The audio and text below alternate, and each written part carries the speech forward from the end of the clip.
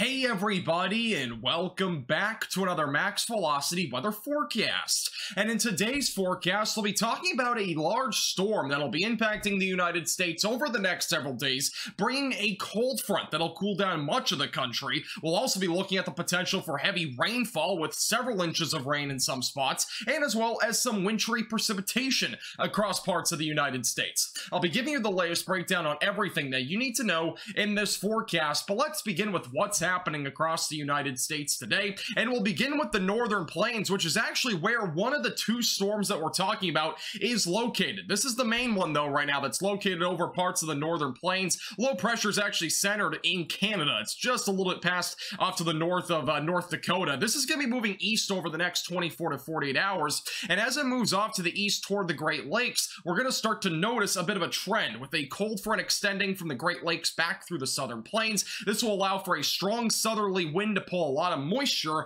out of the Gulf of Mexico. With that being said, we're going to see a lot of rain down there as we get closer to Thursday, and also back through the Great Lakes. With this low pressure system moving into the Great Lakes, we'll be watching for the threat of some wintry precipitation and as well as some rainfall. So some threats to watch for the next several days, but as of today, it's pretty dry across much of the United States, including the central and southern plains, back through the southeast into the mid-Atlantic region. It's pretty sunny out there. Enjoy today, because this will be one of the warmer days that we'll see probably for the rest of this year. Some areas in North Texas and even all across Texas are actually getting into the 90s today. So it is a pretty warm day overall, and this will definitely, again, be one of the warmer days across much of the United States that we will see here for the foreseeable future. As I mentioned a few moments ago, we will be watching for a pretty large cold front as we go into Wednesday, Thursday, and Friday of this week. So here are your high temperatures for today. It's actually been pretty warm, especially across areas like Texas. Notice again, many areas in Texas getting into the 80s, if not even some 90s. Back into the Midwest and northern plains, it's a different story. We're talking about pretty cool weather. Reason why is because there's a cold air mass up there. That's going to start to drop down a bit more to the south over the next several days. So as we go into tomorrow afternoon, cold front will be located right around Chicago, back into parts of Oklahoma. So again, that's your cold frontal boundary, and this is going to be moving down to the south, bringing some cooler weather. Now notice there's some mild weather off to the north here. That's obviously going to stay there for at least tomorrow, but it's probably going to go away as we go into Thursday. Notice as we go into Thursday, the temperatures are going to be much cooler across much of the southern tier. Again, this is your cold front. Temperatures across the board going to be really south of the cold front in the 70s and 80s, north of the cold front mostly in the 50s and 40s for high temperatures on Thursday. That even includes parts of West Texas, which some of those areas might not get out of the 40s. So it's going to be a pretty cool day, it looks like, on Thursday. But once we go into Friday, it's going to start to drift even further down to the south. So again, notice that cold front is down closer to the Gulf Coast. This will allow for some beneficial rainfall for those right along the Gulf Coast. Louisiana is in a pretty significant drought right now, so we are definitely going to take any rain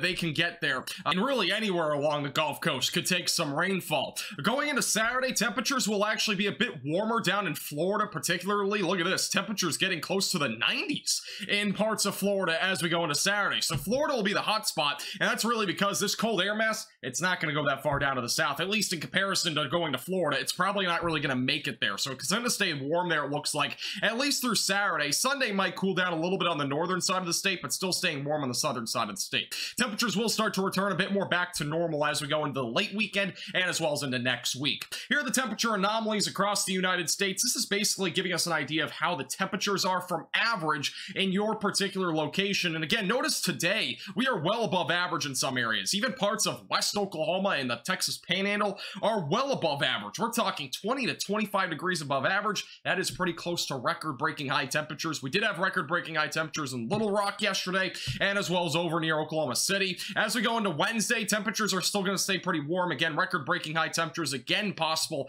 on Wednesday. Thursday, that threat should diminish a bit more. Cooler weather into parts of Texas. Notice almost 15 to 20 degrees below average in those areas. By Friday, all that warm weather is primarily back down in Florida and South Carolina, Georgia, and maybe a little bit in Alabama. By Saturday into Sunday, it kind of lingers down there, so we're really not going to see any substantial cool downs. Warmer weather will return going into next week across much of the central and northern plains, and as well as the Midwest. So again, if you're looking forward to winter, you're going to have to wait probably at least another couple of weeks, maybe even a little bit longer than that for those kind of temperatures. A quick comparison, this is today's high temperatures. Again, notice 90s in parts of Texas. This is what it looks like for Friday. completely different story. We're talking basically almost summer-like temperatures to well into fall kind of temperatures. Actually, in Texas particularly, usually the high temperature, the average high temperature during the winter is in the mid to upper 50s, so we aren't far off from that on Friday. So it actually might briefly feel a little bit more like winter in some of those areas. Low temperatures, though, are usually in the low 30s. We're not probably going to get there in most of Texas. All right, let's talk more about the weather pattern over the next several days, what we're looking at on the future radar, and talk a bit more about this large storm and what impact it might bring aside from the temperatures. So really over the next few days, what we're going to be watching for is some wintry precipitation and rainfall across parts of the Midwest. Going into even tomorrow morning, that's when it'll start to begin across areas like the Midwest. Again, notice some rainfall up there. We might even see some heavy rainfall, but overall, it's not going to be too concerning when it comes to the wintry precipitation. Yes, there will be some, at least in parts of northern Michigan and maybe the upper Michigan Peninsula, perhaps even northern Minnesota, but this is by no means a winter storm. Going into late Wednesday, we're going to continue to see rainfall across Michigan, Ohio, and Indiana. I'm going to show you a closer look at that here in a second, and as well as the snowfall totals, so stay tuned. By Thursday, that rainfall and even some snowfall will move into parts of New England. We might see around a coating to a half an inch in a few spots as we go into Thursday, and then notice back down to the south where the cold front is located, we are going to be watching for some precipitation in terms of rainfall across the southern plains and even going into the Dixie Alley and the Gulf Coast as we go into Friday. So some good news there. Again, desperately needed rainfall for those areas. High pressure will begin to dominate and build as we go into late Friday into Saturday, so that should kind of diminish the rain chances, and if there are any remaining, it's mainly going to be along the Gulf Coast or the East Coast, but even by then, the East Coast should be drying out. As we go into Sunday into Monday, maybe some passing showers. Again, high pressure is going to be dominating, so it's going to be pretty hard to see any big systems. As we go into next week, we might see some pretty hefty rain activity start to build in again to the southern plains. Again, desperately needed rainfall. That would be very beneficial. And then as we go late into next week, things become quite uncertain, but at least some good news there. And unfortunately for those in the Midwest, tomorrow really is your only rain chances for the next 7 to 10 days. So not really good news if you're needing rain. A lot of areas in the Midwest are also in a drought. Here's what we're looking at on the future radar tonight. So some snowfall across the upper Michigan Peninsula and maybe some spotty flurries, maybe a little bit of sleet mixing in there across parts of northern Wisconsin.